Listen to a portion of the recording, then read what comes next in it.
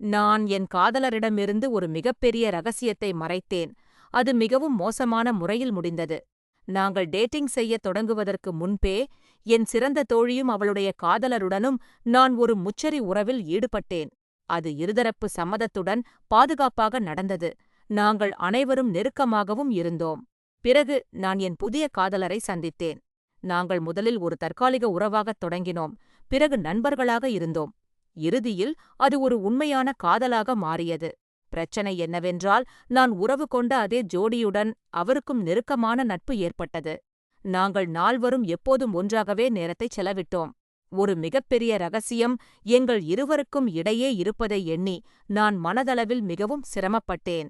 வாரக்கணக்காக நான் போராடினேன். அவரிடம் சொல்ல வேண்டுமா? அல்லது ரகசியமாக வைத்திருக்க வேண்டுமா? இறுதியில் என் மனசாட்சி என்னை வாட்டியது. நான் அவரிடம் அனைத்தையும் கூறிவிட்டேன். அது நல்லபடியாக முடியவில்லை. அவர் கத்தவோ அல்லது அழவோ இல்லை.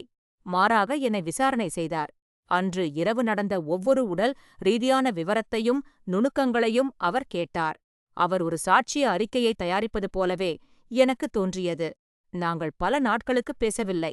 பிறகு அவர் என்னை சந்திக்க வர விரும்பினார். நாங்கள் மீண்டும் நெருக்கமானோம், ஆனால் அது முன்பைப் போல இல்லை.